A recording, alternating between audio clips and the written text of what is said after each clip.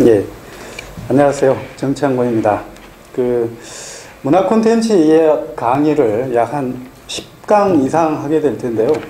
먼저 첫 시간에는 제 간략한 소개하고 어떻게 이 강의를 해 나갈지 개요를 말씀드린 다음에 본격적으로 첫 번째 강의를 시작하겠습니다.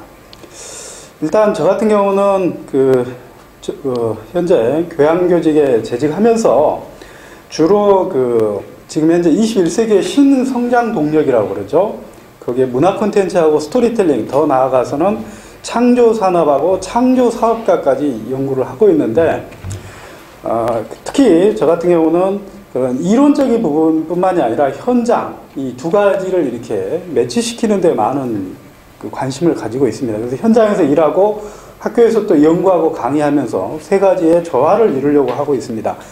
동시에 또 뭐냐면 저 같은 경우는 모든 콘텐츠의 원소스라고 하죠. 그 이야기 부분에 대한 계속적인 발굴 작업을 하고 있는데요.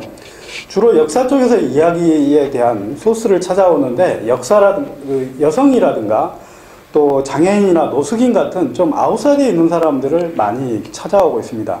얼마 전에는 이제 거상 김만덕에 대한 드라마화를 추진했었는데, 이제 올해부터는 또 마찬가지 장애인에 대한 콘텐츠를 통해서 더 여러 가지의 문화 콘텐츠를 개발할 것 같습니다.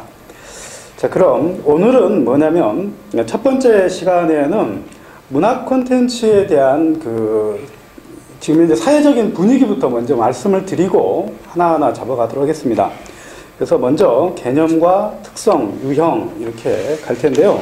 교재는 지금 현재 제가 쓴 2007년에 쓴 문화 콘텐츠학 강의 깊이 이야기 편을 중심으로 하도록 하겠습니다.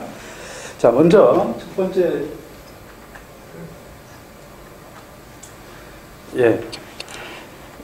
여러분들 아마 요즘 들어서 콘텐츠라는 말을 하고 스토리텔링이라는 말을 가장 많이 들었을 겁니다. 근데 얼마 전까지만 해도 문화 콘텐츠라는 말을 더 많이 썼죠. 그래서 21세기는 문화 콘텐츠의 시대다, 이런 말을 많이 들었을 텐데요. 이게 21세기에 들어오면서 문화와 또는 예술을 산업화한 문화 콘텐츠의 잠재력, 그리고 파급력 때문에 이런 용어들하고 이 사회에 계속해서 이슈가 되어 왔었는데요. 그럼에도 뭐냐면 문화 콘텐츠가 도대체 무엇이고 이거에 대한 현황이라든가 앞으로의 어떤 가능성에 대해서는 아마 사람들이 이렇게 체계적으로 들어보지는 못했을 겁니다. 그래서 첫 번째 시간에는 그것을 중심으로 가겠다라는 겁니다. 그래서 우리 사회에 문화 콘텐츠가 이렇게 급격히 부각되게 된 배경은 여기 보다시피 여러 가지가 있는데요. 첫 번째는 IT 산업하고 아주 밀접한 관련이 있다는 겁니다. 여러분도 알다시피 1990년대 중후반부터 우리나라의 IT 산업이 급격히 발달하기 시작했었죠. 그 대표적인 게 바로 인터넷과 휴대폰, 최근에 나온 스마트폰까지 연결되고 있는데, 이 IT 산업이 발달하면서 어땠습니까? 매체들이 예전에 비해서 기하급수적으로 많이 늘어났습니다. 그리고 또 한 가지는 뭐냐면 이게 매체들이 늘어나는 것뿐만이 아니라 이것들이 서로 결합하면서부터 어때요? 서로 거기에서 파생되는 매체들이 또 많다라는 겁니다.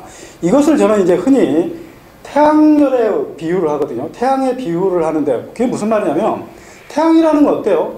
많은 에너지를 빨아들여서 핵분열을 일으켜서 어때요? 엄청난 에너지를 발산하는 경우잖아요. 문화 콘텐츠도 그런 원리를 갖고 있다는 겁니다. 세상에 있는 모든 문화와 예술적인 잠재력들을 끌어들여서 거기에서 가공을 해서 다시 사회에 발산을 하는데, 이것들이 매체가 많고 서로 융합작용을 하면서 굉장히 다양한 분야로 번져간다는 겁니다. 최근에는 이 문화 콘텐츠가 매체뿐만이 아니라 이제는 우리들의 실생활까지 들어가고 경제 분야라든가 아니면 교육 분야까지 차근차근 파급되어가고 있는데, 그러다 보니까 자연스럽게 사람들이 문화 콘텐츠라는 것에 대한 관심이 높아졌던 겁니다. 또 하나, 이 두 번째는 뭐냐면 정부의 적극적인 문화산업 정책인데요.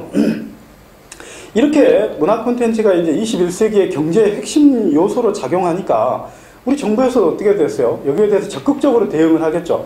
더구나 우리나라는 이런 어떤 뭡니까? 천연 자원이 없기 때문에 문화나 예술 자원에 관심을 많이 가질 수밖에 없는데, 그래서 우리나라는 굉장히 일찍부터 99년도에 적극적으로 문화산업진흥 기본법을 제정을 하고, 또 2001년도에는 한국문화콘텐츠진흥원을 설립을 했죠.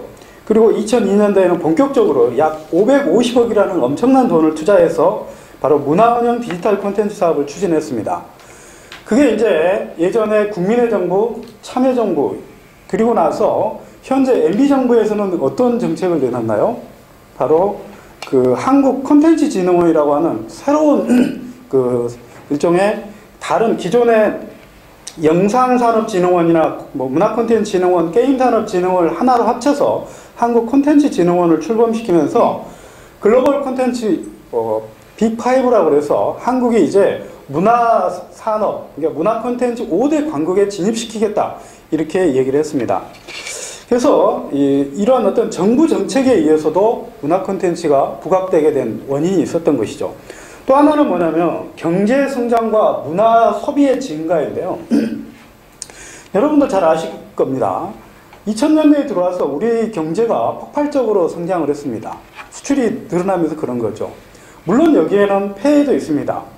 바로 빈익빈 부익부가 심화됐다고 하는 그런 폐해도 있지만, 그럼에도 전체적인 우리의 경제는 규모는 계속 컸고, 또 이때부터 뭐냐면 주호일근무제가 본격화되면서 사람들한테 어때요? 서서히 여가 시간이 늘어나면서부터 문화나 예술이나 아니면 체험이라든가 이런 쪽에 사람들이 많이 관심을 갖게 됐고, 그러면서 자연스럽게 또 문화 콘텐츠가 부각된 거죠. 또 하나는 뭐냐면 마지막으로 가장 중요한 문제는 별로 국제화 시대하고 한류 열풍의 영향이 컸다라는 겁니다.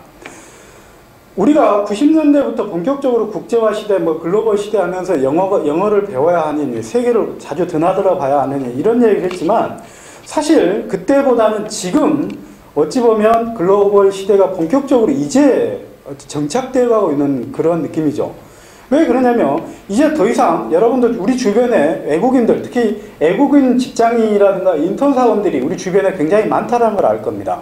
또 하나, 해외에 나갔던 그런 유학파들이 돌아오면서 지금 현재 한국으로 좋은 인재들이 몰려들고 있다는 걸 알면서 이제 경쟁의 상대가 국내에서 국제적으로 늘어났다는 걸 알 수가 있을 겁니다. 그만큼 국제 문제가 이제 심각해졌고, 또 하나는 한류 열풍입니다. 한류 열풍이 되면서부터 되면서 문화 콘텐츠가 돈이 된다. 소위 말하면 대단한 고부가 가치 산업이 될 수 있다라는 얘기를 하기 시작했던 거죠. 그러면서 이제 사회 전체적으로 문화 콘텐츠에서 이제 관심이 이제 늘어나게 됐는데요. 이 문화 콘텐츠 여러분도 잘 알다시피 일반 제조업에 비하면 이 일종의 수익률이 거의 한 20배에 다다라는 걸로 알고 있습니다. 그 정도로 이 문화 콘텐츠는 고부가 가치 산업이고, 또 하나는 무공해 산업이면서 국가 이미지까지 덩달아 늘려줄 수 있는, 상승시켜줄 수 있는 거기 때문에 자연스럽게 이게 중요시 되는데, 먼저 문화 콘텐츠에 대해서 가장 먼저 반응을 보인 건 오히려 제가 봤을 땐 학생들인 것 같습니다. 여러분들 지금 현재 어느 대학을 가봐도 강좌 중에 학생들이 몰리는 강의가 어떤 강의냐면 대체로 문화 콘텐츠나 아니면 콘텐츠나 스토리텔링 이런 과목입니다. 저 같은 경우는 여기 학교에 있지만 다른 대학에 출강을 많이 하는데, 대체적으로 스토리텔링 강의 같은 경우는 못해도 70명 이상은 항상 몰린다라는 겁니다. 왜? 이 학생들은 어렸을 때부터 디지털이 익숙해 왔고, 문화예술이라든가 그런 어떤 체험에 익숙해 왔다 보니까 이런 문화산업에 대해서 본능적으로 익숙해져 있더라는 것이죠. 그리고 또 디지털 기교를 자기 자유자재로 다룰 수 있는 학생들이고, 그래서 관심이 많은데요. 이렇게 하다 보니까 자연스럽게 어떻겠습니까? 학생들이 좋아하니까 대학에서도 분위기가 다르겠죠. 그래서 2004-5년도에 우리나라 각 대학에서 이런 학부라든가 아니면 연계전공이나 대학원에서 급격히 문화 콘텐츠 관련 어떤 과를 만들었는데요. 이렇게 어찌 보면 우리 학문 역사상 이렇게 많은 학과가 순식간에 만들어진 케이스는 우리나라밖에 없을 겁니다. 정말 우후죽순적으로 만들어졌다고 해도 과언이 아닌데요. 그러다 보니까 어떻게 되겠습니까? 자연히 문제점이 노출되겠죠. 그게 바로 소위 그 문화 콘텐츠 학과로 전향을 했거나 무슨 학부를 새로 만들었는데 그 학생들이 심하게는 뭐냐면 4학년이 가도록 도대체 문화 콘텐츠가 뭔지 스토리텔링이 무엇인지도 모르고 간다라는 겁니다. 이게 지금 현재 우리나라 문화 콘텐츠 학과의 가장 큰 문제점입니다. 또 하나 이 사회적인 관심도 마찬가지입니다. 여러분 요즘에 MBC 9시 뉴스가 확연히 달라졌다는 걸 느끼죠. 왜냐하면 매 일마다 어제만 해도 OST에 대한 이야기가 나왔지만 영화라든가 전시라든가 매번 이제 문화 콘텐츠에 관련 소식을 꼭 한 꼭지씩 다루고 있습니다. 그건 왜 그러겠습니까? 그만큼 그것이 중요해졌다는 것 때문에 그런 것이죠. 마찬가지 특히 SBS도 그렇고 KBS도 그럽니다. 그래서 최근에 이 언론에서 문화 콘텐츠를 본격적으로 다루기 시작했다는 거. 그 다음에 기업들도 이제 문화 콘텐츠 산업에 대해서 관심을 갖고 특히 창조 사업가들, 1인 중심의 그 기업들이 이런 어떤 문화 콘텐츠 쪽으로 많이 돌아서고 있다는 겁니다. 그 다음에 정부에서도 아까 그렇게 하면서 역시 콘텐츠 산업을 미래 신성약 동력으로 만들었다는 거죠. 그리고 이렇게 사회적인 관심이 있는데 문제는 뭐냐면 지금 현재 정부에서 이렇게까지 할 정도로 했는데 문제는 뭐냐, 그 문화 콘텐츠에도 한계가 있다는 겁니다. 일반 제조업이나 아니면 다른 서비스 산업에 비해서 문화 콘텐츠는 분명한 하나의 약점이 있는데요.